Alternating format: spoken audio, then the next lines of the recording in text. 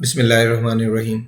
Last lecture में हमने chapter 6 start किया था और चैप्टर 6 में हमने एक टॉपिक कंप्लीट कर लिया था जिसका नाम था अरिथमेटिक प्रोग्रेशन। आज के लेक्चर में हम डिस्कस करेंगे geometric progression and harmonic progression. ठीक है जी। ज्योमेट्रिक प्रोग्रेशन में पहले उसकी डेफिनेशन लिख लेते हैं, बल्कि डेफिनेशन लिखने की ज़रूरत नहीं है। मैंने आपको पहले भी बताया होगा कि डेफिनेशन का ज़रूरत नहीं है हमें एग्ज़ाम में, सिर्फ उसे समझना आना चाहिए। ठीक है।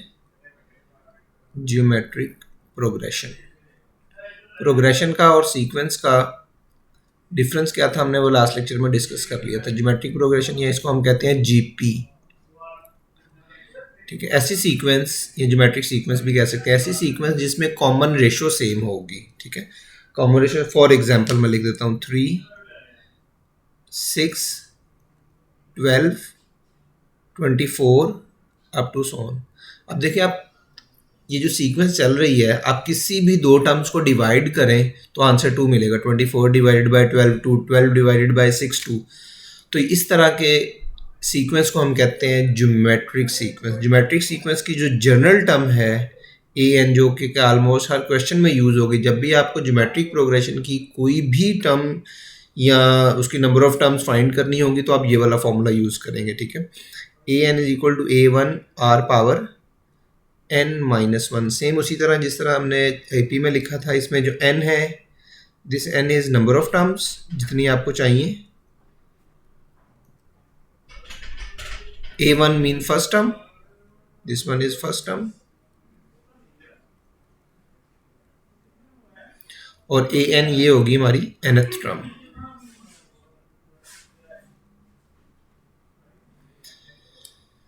तो फॉर्मूला आपने यही यूज करना है पूरे जीपी के लिए। ठीक है। तो क्वेश्चन करते हैं। क्वेश्चन में हम चीज़ें साथ साथ डिस्कस करते जाएंगे कि किस किस तरह हम ये क्वेश्चन फॉर्मूला यूज कर सकते हैं। ओके जी। फर्स्ट क्वेश्चन है, इन a geometric sequence in a GP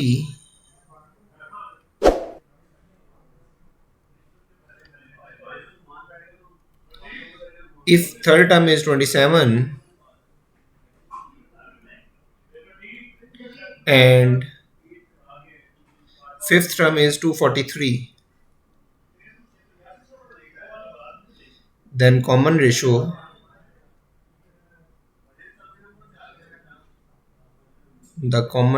is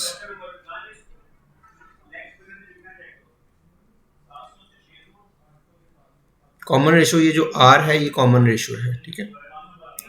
option A 3, option B 4, option C 2 and option D 5।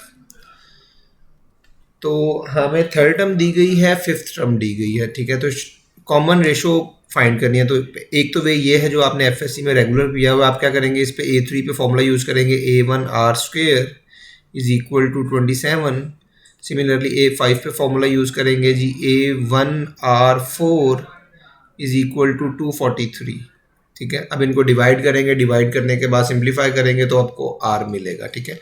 तो ये सारा काम करने की बजाय डायरेक्ट जिस तरह मैंने कॉमन डिफरेंस का एक वे बताया था, उसी तरह कॉमन रेशो फाइंड करने का भी एक वे है। तो किस तरह है, आपने क्या करना है, इस टर्म्स को इस टर्म से डिवाइड कर देना है। ये देखिएगा ज़रा, 243 डिवाइडेड बाय 27, डिवाइड करने के बाद आपने इनकी पोजीशन को माइनस करना है। तो पोजीशन को माइनस करेंगे तो 5 माइनस 3 क्या हो जाएगा, 2। 2 का इधर रूट बनाना है तो 2 का रेसिप्रोकल कर देना 1/2, तो ये मिल जाएगा हमें R। दोबारा देख लें, इस टर्म को इस टर्म से डिवाइड करें, डिवाइड करने के बाद पोजीशन को माइनस करें, 5 माइनस 3 2, और 2 का रेसिप्रोकल पावर में जाएगा। तो ये 27 है, 27 मल्टीप्लाई बाय, इसकी कटिंग कर लें। ठीक है। 27 मल्टीप्लाई बाय कितना आएगा, 9, 143 तो 1/2, तो ये सिंपल क्या रह गया, 3। 9 की पावर 1/2 इज 3, जो कि हमें ए ऑप्शन में दिया गया। तो इस तरह डायरेक्ट ये वाला मेथड यूज करके आप कॉमन रेशो फाइंड कर सकते हैं। जीपी में सबसे ज़्यादा इंपॉर्टेंट कॉमन रेशो है। अगर कॉमन रेशो आपको मिल जाती है तो आप कोई भी टर्म लिख सकते हैं। For example one more question इसी तरह का एक, इसमें डिफरेंट टर्म्स दी होंगी और आपको एक कोई और टर्म फाइंड करनी है। फॉर अ जीपी,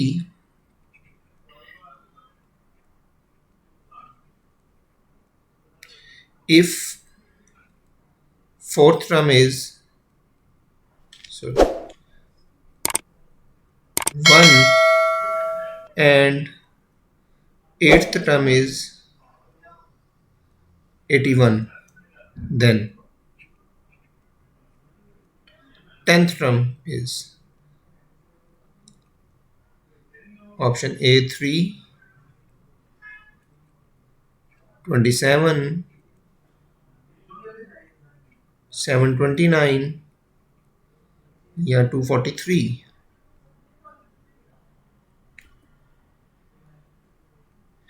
अच्छा, फोर्थ टर्म दी गई है 1 और उसकी एट्थ टर्म जो है वो है 81. तो अब 81 जो है वो एट्थ टर्म है और आपसे पूछी गई 10th टर्म. इसका तो कंफर्म है कि 81 से नंबर बड़ा ही होगा क्योंकि फोर्थ टर्म 1 है, एट्थ टर्म 81 है, तो जाहिर सी बात है 10th टर्म 81 से ज़्यादा होगी. तो ये 3 ऑप्शन आपकी नहीं हो सकती, 27 भी नहीं हो सकती. अब ऑप्शन आपका इन दोनों में से कोई होगा, लेकिन हमें सिंप्लीफाई करना पड़ेगा. तो सिंप्लीफाई के लिए आप वही डायरेक्ट पहले आर फाइंड कर रहे हैं जिस तरह हमने पहले किया था. तो हम क्या करेंगे, 81 डिवाइडेड बाय 1, पोजीशन को माइनस करें. पोजीशन को जब माइनस करेंगे 8 माइनस 4 इज 4, तो 4 का रूट आएगा 1/4. सो ये हमें मिल जाएगा r. तो 81 की पावर जो 1/4 होगी, 81 को हम लिख सकते हैं 3 की पावर 4, 3 की power 4 into 1/4 which is equal to 3. तो कॉमन रेशो आपको 3 मिल गई. अब हमें 10th टर्म चाहिए. तो 10th टर्म के लिए क्या करेंगे, हम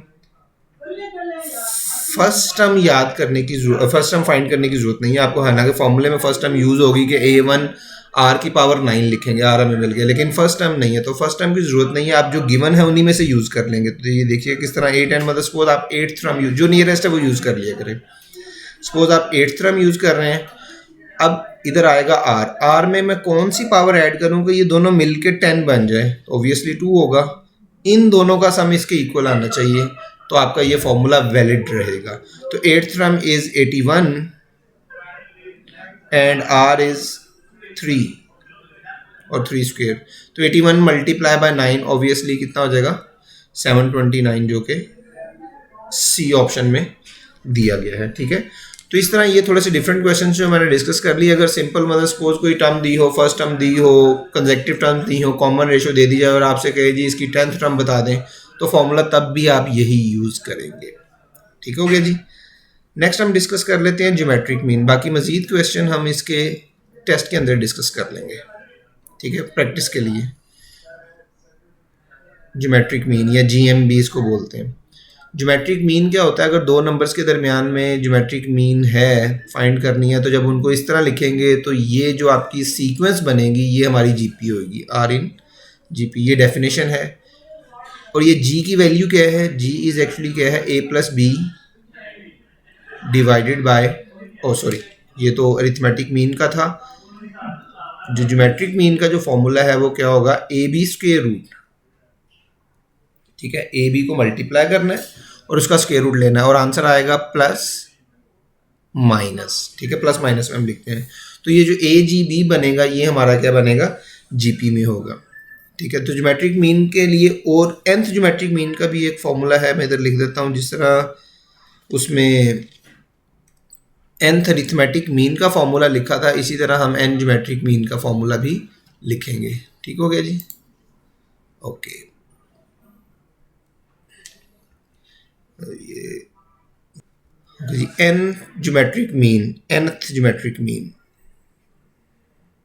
nth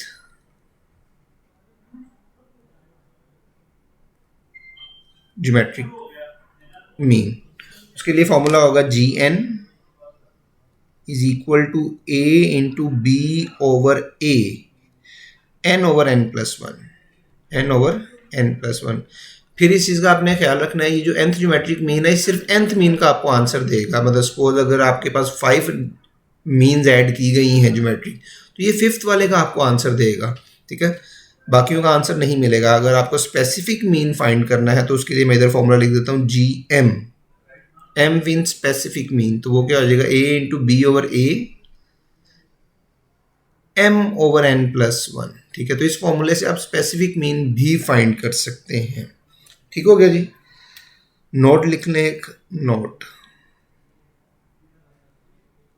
if A is equal to B, मतलब अगर दो नंबर सेम हैं तो उनका जो अरिथमेटिक मीन होगा वो ज्योमेट्रिक मीन के इक्वल हो जाएगा। Then arithmetic mean is equal to geometric mean. तो ये क्वेश्चन भी आपसे पूछा जा सकता है कि when will the arithmetic mean is equal to geometric mean. तो उस केस में क्या होगा, जब आपके नंबर्स दोनों इक्वल हो जाएंगे तो अरिथमेटिक मीन क्या हो जाएगा, ज्योमेट्रिक मीन के इक्वल हो जाएगा। ठीक है, ओके जी। इसके कुछ क्वेश्चंस डिस्कस कर लेते हैं। पहला क्वेश्चन जिस तरह हमने एपी में भी किया था अरिथमेटिक मीन के लिए, उसी तरह का सेम क्वेश्चन इसमें भी है। The value of N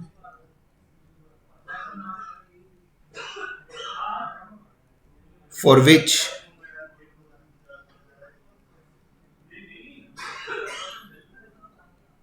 an plus bn over an minus 1 plus bn minus 1 is, N की वैल्यू बतानी है, इस एक्सप्रेशन में पुट करें कि ये फॉर्मूला जो हो ज्योमेट्रिक मीन का बन जाए। ठीक है, is G M geometric mean इधर लिख लेते हैं, is geometric mean between A and B. ठीक है, बिटवीन ए एंड बी। तो option A value of N is 2, option B is 1, option C 1/2 and option D is -1/2। तो arithmetic mean के लिए मैंने आपको बताया था कि ये पावर कंजेक्टिव होनी चाहिए। तो ज्योमेट्रिक मीन में भी इसी तरह ही है कि ये दोनों पावर्स क्या होनी चाहिए, कंजेक्टिव होनी चाहिए। कुछ भी हो सकती है, मतलब ऊपर n+1 हो तो नीचे n+2 हो जाए, कोई फर्क नहीं पड़ता, कंजेक्टिव लाजमी होनी चाहिए, तभी ये फॉर्मूला बन पाएगा, अदरवाइज नहीं बनेगा। ठीक है, तो ज्योमेट्रिक मीन के लिए आपने क्या करना है, जो डिनोमिनेटर की पावर है उसको -1/2 के इक्वल रख देना है आपको। ठीक है, तो n की वैल्यू मिल जाएगी। सो -1/2 + 1, तो -1/2 + 1 इज 1/2, जो कि हमें सी ऑप्शन में दिया गया। ठीक हो गया जी। तो इस तरह n कंजेक्टिव हो तो जो भी डिनोमिनेटर में पावर है आपने जैसे उसको क्या करना है, -1/2 के इक्वल रख देना, तो आपको आंसर मिल जाएगा। ओके जी, क्वेश्चन एक और क्वेश्चन कर लेते हैं। ये आ गया क्वेश्चन। ठीक है, मैं डिफरेंट क्वेश्चन डिस्कस करता हूँ, बाकी ज़्यादा प्रैक्टिस तो हमारी टेस्ट में भी हो जाती है क्वेश्चंस की, लेकिन इधर आपने टॉपिक ज़्यादा समझना होता है। ठीक है, ओके जी। क्वेश्चन है ये 3 ज्योमेट्रिक मीन्स बिटवीन 1 and 16 ना, सपोज ये करते हैं, if G1 G2 G3 up to Gn be n geometric means between 2 and 11, 2 and 4, then G1 G2 G3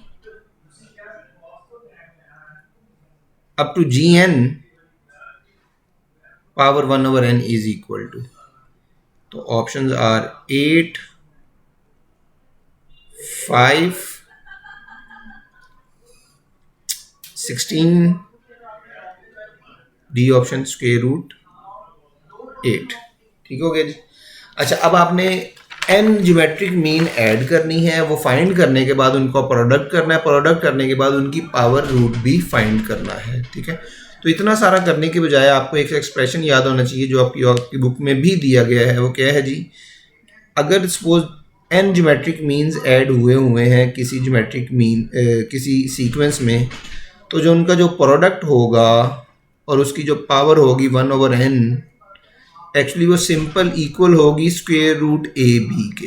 ठीक है, ये आपको याद रखना है, मतलब वो जस्ट आपने अरिथमेटिक मीन ही फाइंड करना है और कुछ नहीं करना। ठीक है, तो अरिथमेटिक मीन देख लें, आपको क्या आंसर मिल जाएगा यहाँ पे। AB क्या है, 4 2 8 और 8 का स्क्वायर रूट क्या है, जो कि इस ऑप्शन में आपको दिया गया। ठीक हो गया जी। ठीक है, तो ये सिंपल क्वेश्चन बन गया जस्ट एक फॉर्मूला यूज करने से। ओके, ज्योमेट्रिक मीन के बेसिक, चलें एक बेसिक क्वेश्चन भी कर लेते हैं जिससे आपको आइडिया हो कि ज्योमेट्रिक मीन किस तरह फाइंड करते हैं। सपोज क्वेश्चन है जी, एक से ज़्यादा करवा देते हैं। 3 geometric means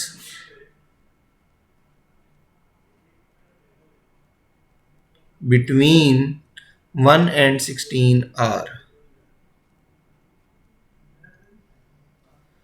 option A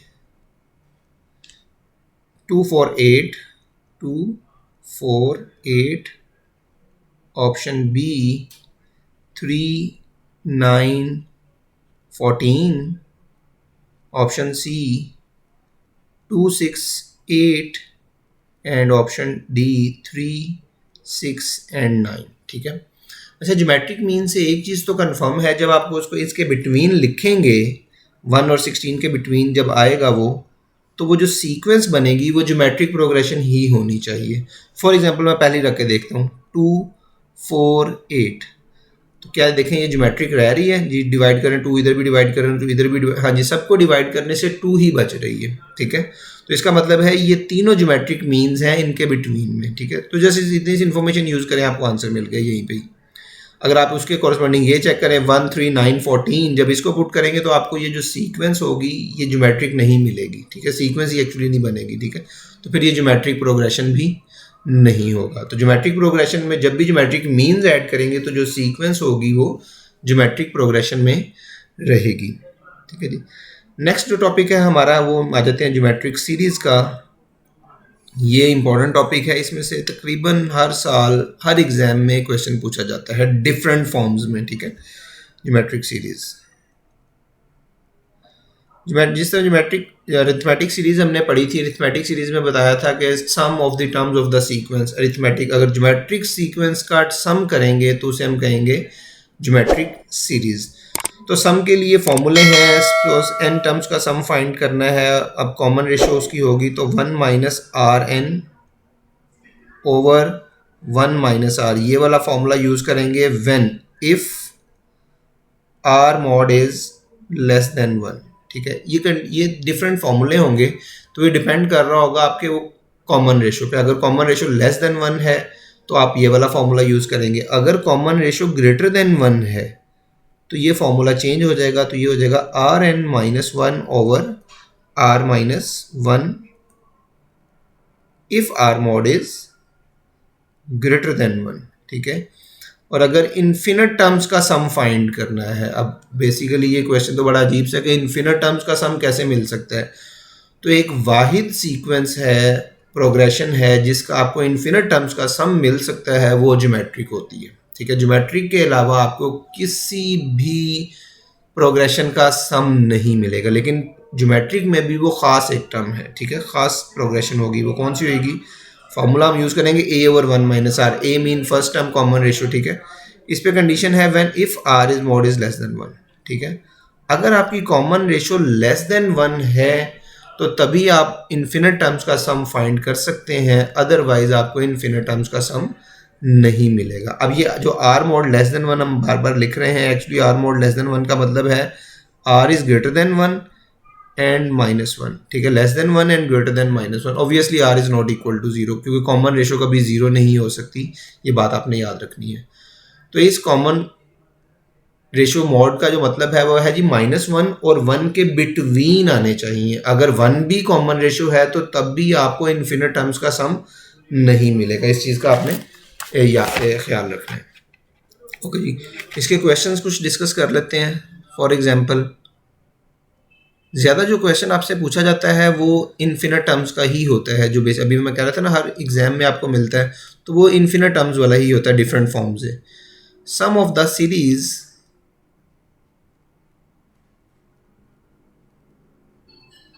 8 + 4 + 2 up to so on, इस सीरीज का आपको सम करना है। अब एग्जाम में आपने खुद जज करना है कि ये सीरीज ज्योमेट्रिक है, अरिथमेटिक है या हार्मोनिक है, जो भी हमने आज डिस्कस करनी है। ठीक है, तो ऑब्वियसली ये हमें नज़र आ रहा है जी 8 4 2, तो डिक्रीज ज्योमेट्रिक सीरीज़ है, ज्योमेट्रिक सीरीज़ है, और साथ उसके कॉमन रेशियो भी हमें मिल जाएगी। कॉमन रेशियो कितनी होगी? 1/2। ठीक है ना, ये देखें डिवाइड करने से 1/2 मिल रहा है। अब कॉमन रेशियो हमारी लेस देन 1 है, तो लेस देन 1 है, इसका मतलब है आप सीरीज सम फाइंड कर सकते हैं। ठीक है, तो सम के लिए हम फॉर्मूला कौन सा यूज करेंगे? S infinity is equal to A over 1 minus R. So first term is 8 and common ratio is 1/2। तो 1 - 1/2 इज़ 1/2।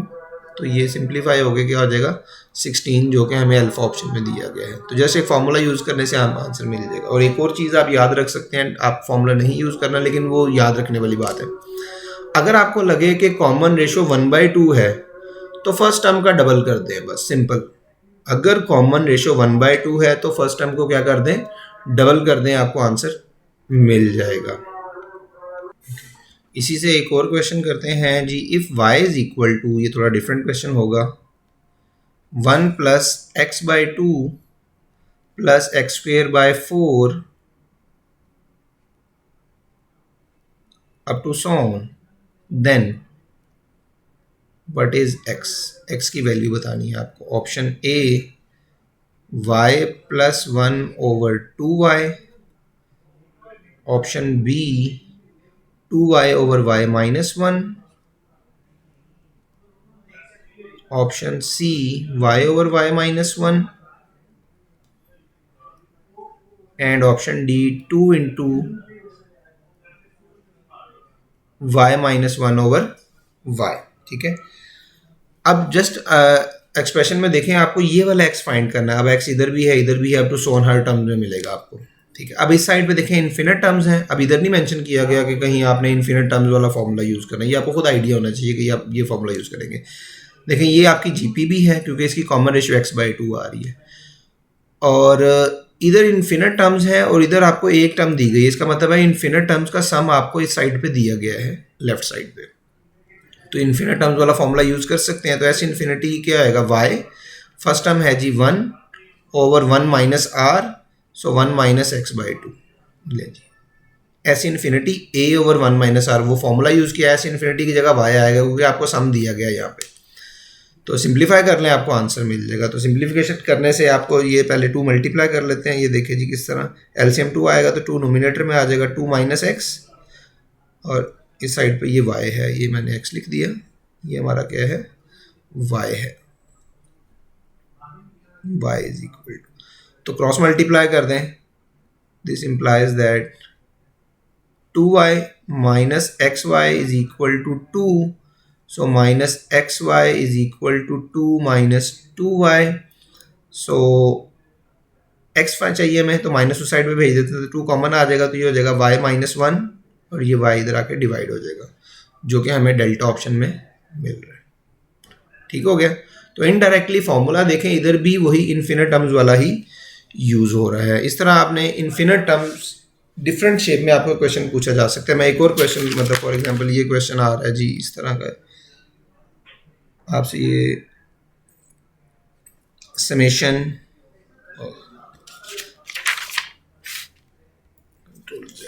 ब्लैक कलर में लिखना है, summation n1 to infinity 1/3 power n। ठीक है जी, ये क्वेश्चन है। Option A 2/3, option B 3/2, option C 1/4, या option C infinite.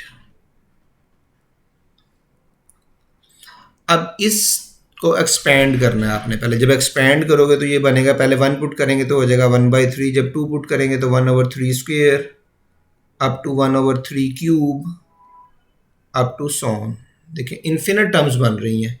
Infinite terms के साथ साथ ये जो सीक्वेंस चल रही है, ये जो प्रोग्रेशन चल रहा है, इसमें कॉमन रेशियो देखिए 1/3 है, ज्योमेट्री का, और 1/3 कॉमन रेशियो है। इसका मतलब आप इसका सम फाइंड कर सकते हो।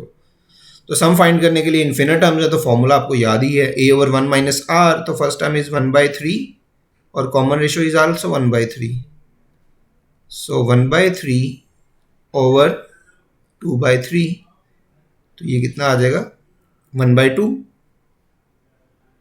सॉरी फर्स्ट टर्म इज 1/3, तो कॉमन रेशियो इज आल्सो 1/3। ठीक है, तो 1 - 3 1/3, ये हमने ऑप्शन एक गलत लिख ली है, उसको हम देख लेते हैं कि क्या मिस्टेक की हुई है।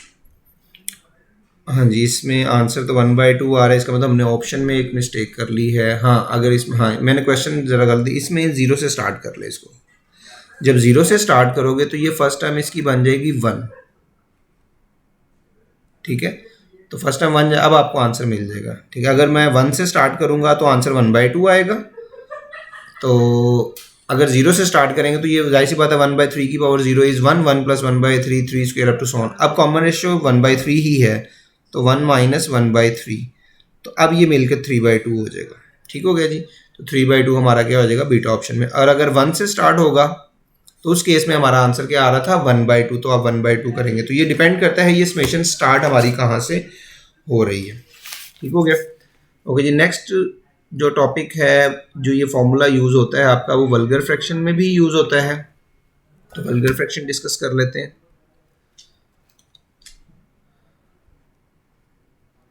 Vulgar fraction,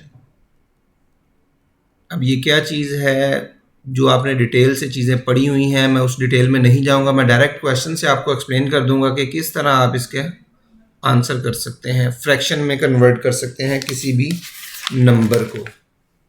for example question है जी 0.7 bar is equal to P/Q, then P+Q is 7/9, 8/9,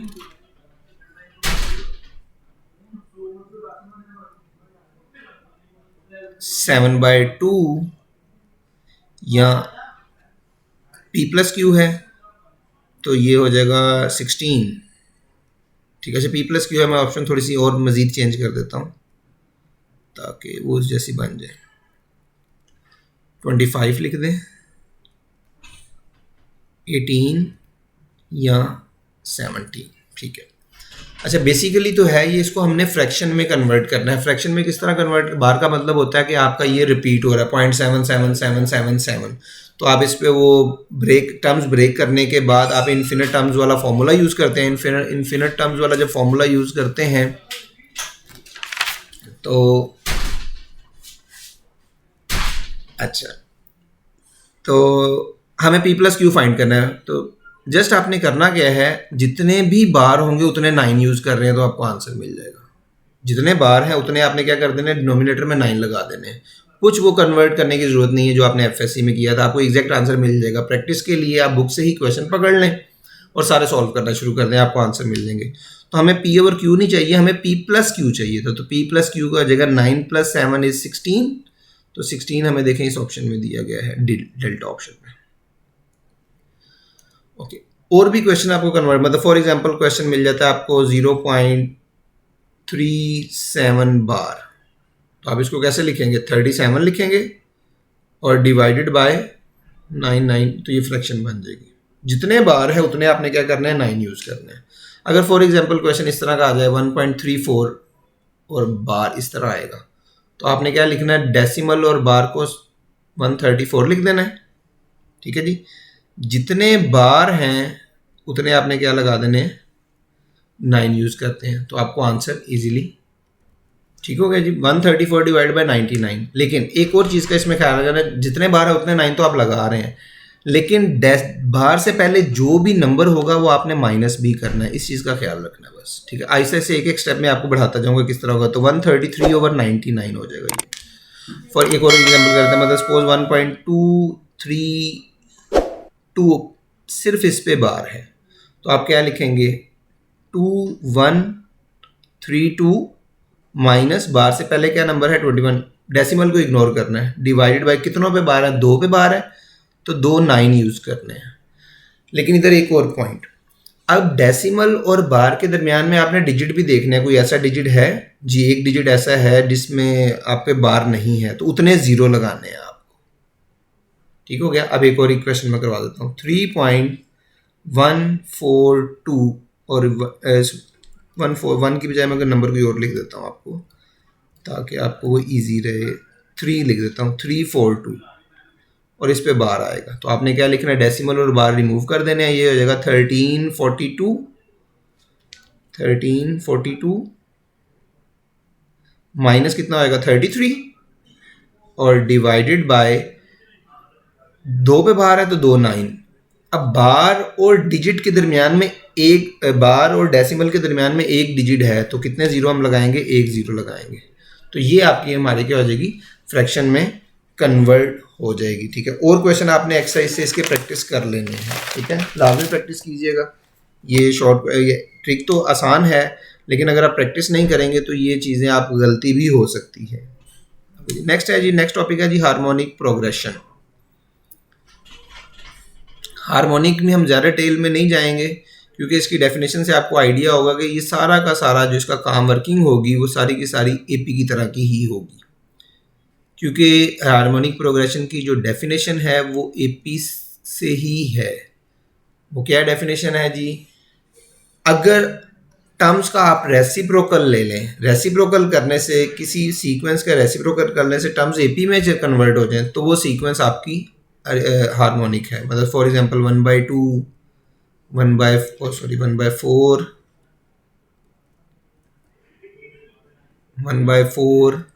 1/6, 1/8, ये एक प्रोग्रेशन चल रही है। अब देखिए इनकी टर्म्स का रेसिप्रोकल जब करेंगे तो ये हो जाएगा 2, 4, 6, 8 अप टू सॉन। तो ये एपी बन गई है। अगर ये एपी है तो जो हमारी ये वाली सीक्वेंस है वो हमारी क्या रहेगी, एचपी होगी। तो इसकी जितनी भी वर्किंग होगी हम इस तरह किया करेंगे कि जब भी आपको हार्मोनिक प्रोग्रेशन की कोई टर्म्स दी गई हैं तो आपने क्या करना है, उन टर्म्स का रेसिप्रोकल करके एपी बना लेना है, और जो काम आपने अपने एपी में किया था वही काम एपी में आंसर फाइंड करने के बाद आपने दोबारा रेसिप्रोकल लेके कह देना जी ये आपकी हार्मोनिक की टर्म है। ठीक हो गया। तो इसमें मेरे ख्याल से कोई ज़्यादा डिटेल में जाने की जरूरत नहीं, कुछ क्वेश्चन हम इसके डिस्कस कर लेते हैं। मतलब फॉर एग्जांपल एक क्वेश्चन जो आप लगता है कि ये इम्पोर्टेंट है, reciprocal of 16, 12, 8 up to so on is AP, GP, HP या नन ऑफ दिस। अच्छा, इसका रेसिप्रोकल अगर देखें तो ये हो जाएगा 1/16, 1/12, 1/8 अप टू सो ऑन। अब अगर इस सीक्वेंस को देखें इसका रेसिप्रोकल ये बनता है। अब ये हमारी एपी में है। अब आप सोच रहे होंगे कि अगर एचपी का रेसिप्रोकल एपी है तो एपी का रेसिप्रोकल एचपी होगा। नहीं, ये ज़रूरी नहीं है। पॉसिबिलिटी है हो, लेकिन पॉसिबिलिटी है ना हो। किस केस में नहीं होगा? उस केस में नहीं होगा अगर उसकी सीक्वेंस में, अरिथमेटिक की सीक्वेंस में अगर 0 आ रहा होगा तो उसका रेसिप्रोकल कभी एचपी नहीं हो सकता। इसके अलावा हर केस में आपका जो एपी का रेसिप्रोकल होगा वह एचपी होगा। लेकिन इस केस में देखें 8 के बाद आएगा 4, 4 के बाद आएगा 0। अब 0 आ गया, अब 0 का मतलब है इसका रेसिप्रोकल एग्जिस्ट नहीं करेगा, तो ये एचपी तो नहीं बन सकती। का मतलब एपी है लेकिन एचपी नहीं हो सकती। तो इस चीज़ का आपने ख्याल रखना है। तो इसमें आंसर हम क्या करेंगे, नन ऑफ दीज। इसी तरह एक क्वेश्चन, अब नेक्स्ट टॉपिक पे आ जाते हैं, वो है जी geometric harmonic mean. Harmonic mean के लिए जो फॉर्मूला यूज करेंगे वो है जी h is equal to 2ab over a plus b। दो नंबर्स के दरमियान में हार्मोनिक आप इस फॉर्मूले से कैलकुलेट करेंगे। n हार्मोनिक मीन का फॉर्मूला भी लिख लेते हैं। n harmonic mean, nth harmonic mean, nth hm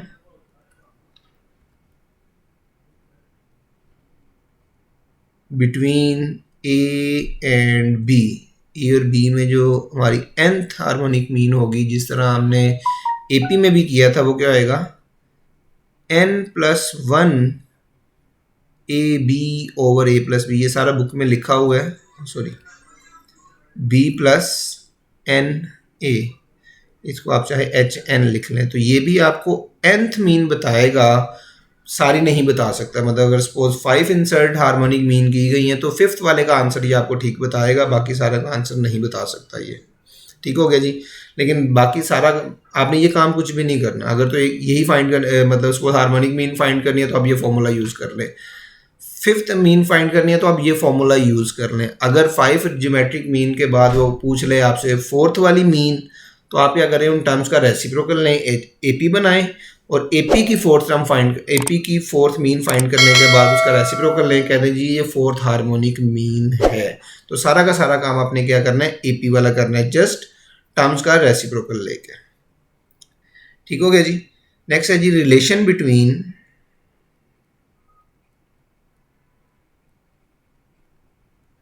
harmonic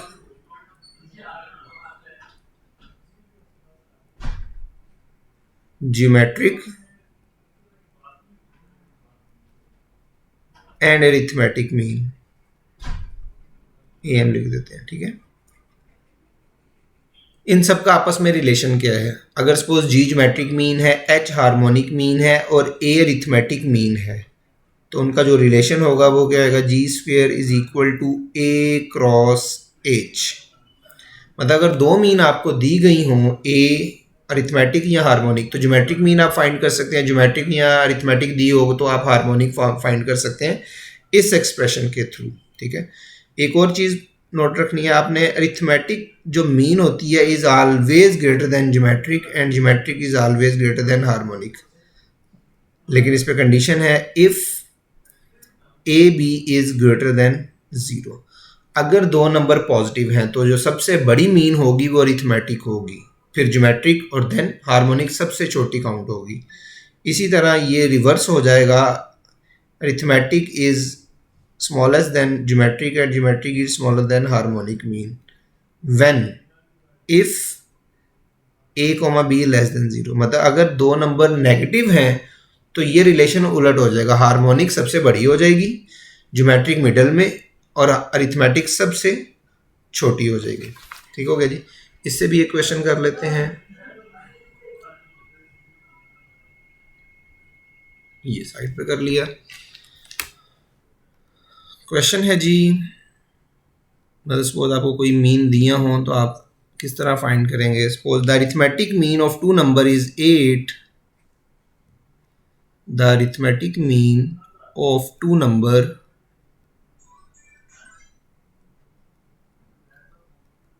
is 8 and harmonic mean is 6 and harmonic mean is 6, then geometric mean is,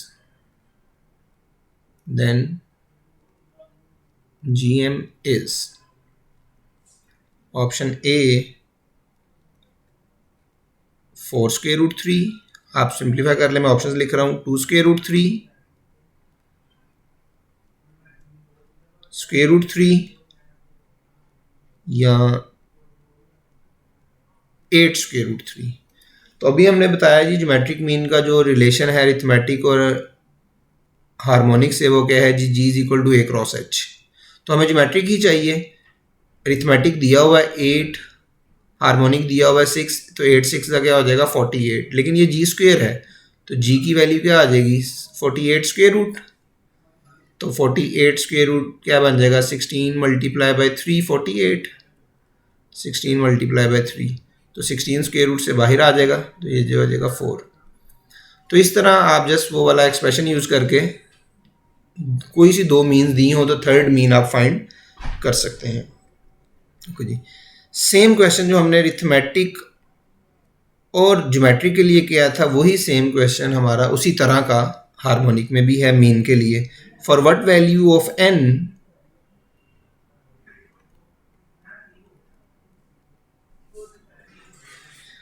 an plus 1